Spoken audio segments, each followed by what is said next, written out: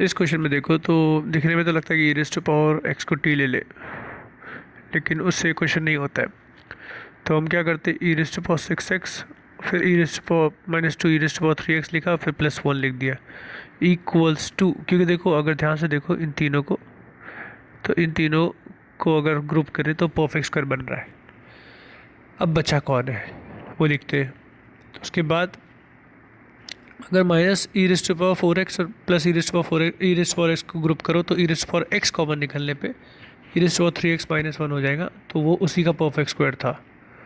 तो पहले हम साथ में लिख लेते हैं, फिर कॉमन लूँगा तो समझ में आएगा। और फिर लास्ट में जो बचा है उसको राइट साइड में भेज दिया, twelve E raise to power x. Okay, अब परफेक्ट स्क्वायर बना देते हैं पहले तीन टर्म को, ई raise to power three x minus one का होल स्क्वायर। यहाँ से ई raise to power x common ले लिए, तो ई raise to power three x minus one, ये इसलिए ही इन्हें दोनों को हमने पेयर किए थे ताकि दोनों में सेम टर्म आ जाए। और twelve E raise to power x, अब दोनों में से कॉमन निकाल लिया, तो यहाँ पर e raise to power three x minus one हो जाएगा, minus E raise to power x हो जाएगा, equal to twelve E raise to power x. Square हटा दूंगा अभी थोड़ी देर में। E raise to power three x minus one बाहर पड़ा है,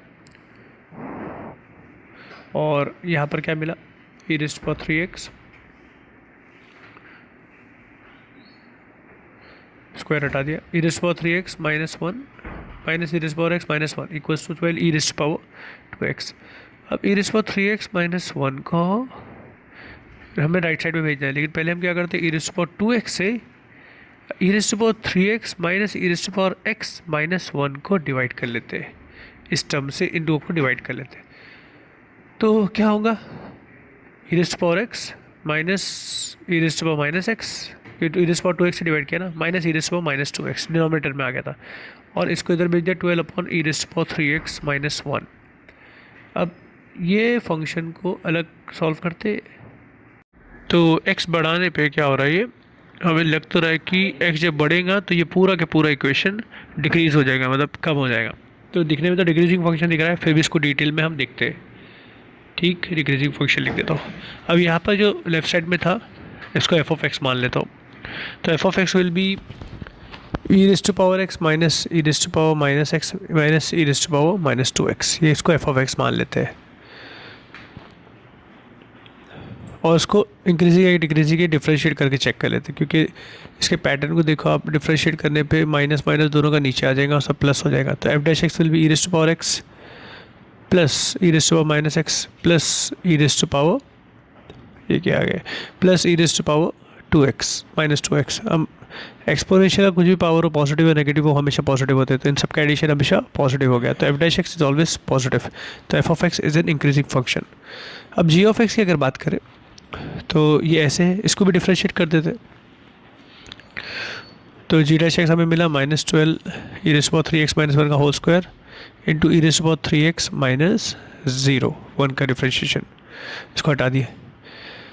तो अच्छा, E raise to power minus three X को ई raise to power three X into three लिख देंगे, तो ये ऑलवेज नेगेटिव दिख रहा है, क्योंकि परफेक्ट स्क्वायर और e raise to power three x हमेशा पॉजिटिव होते हैं, वो माइनस ने उसको नेगेटिव कर दिया। तो G of X is a decreasing function.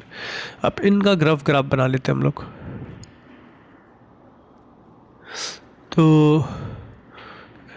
Ji of x का पहले बना दे, क्या एफ ऑफ एक्स का। तो जी ऑफ एक्स का अगर बनाओ तो एक्स जब इन्फिनिटी जा रहा है तो आप देख सकते हो कि वाई के डिनोमिनेटर में इन्फिनिटी जा रहा है, तो G of X is tending to zero. Same अगर जी ऑफ एक्स इन्फिनिटी जाएगा तो वाई अगर इन्फिनिटी जाएगा तो डिनोमिनेटर ज़ीरो होना चाहिए, तो this to ten to one, basically ये ज़ीरो की तरफ जा रहा है तो ई raise to power three x one की तरफ जा रही है, तो एक्स टेंड्स टू ज़ीरो होना चाहिए। तो ये ग्राफ देखो ऐसे बना, y equal to one by x जैसा, एक इन्फिनिटी जा रहा है तो एक ज़ीरो जा रहा है। ठीक है, ये बना आई की टुकड़ा बना इस ग्राफ का, y equal to g of x, और डिक्रीजिंग फंक्शन है। और एफ ऑफ एक्स को ऐसे रेंडम बना दिया, इंक्रीजिंग फंक्शन है तो बढ़ते हुए जा रहा हूँ, कहीं ना कहीं से कुछ क्रॉस करके चल जा रहा हूँ, ये बना दिया, रफ ग्राफ बना दिया, बढ़ रहा है बस हमें मालूम है, तो ऐसे मैंने बढ़ाते हुए ग्राफ बना दिया।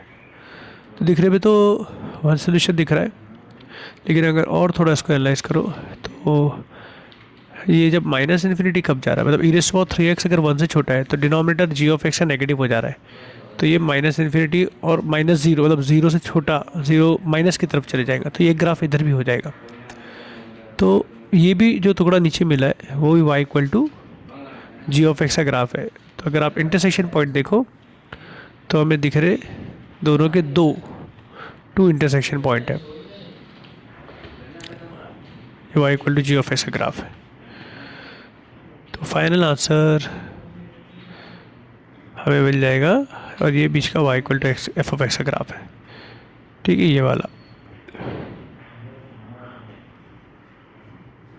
ठीक। और ये दो पॉइंट ऑफ इंटरसेक्शन है, तो हमें नंबर इंटरसेक्शन पॉइंट्स मिल गए, नंबर ऑफ रियल रूट्स वही रहेंगे जितना दो ग्राफ के बीच में इंटरसेक्शन, जो कि 2 है। ओके,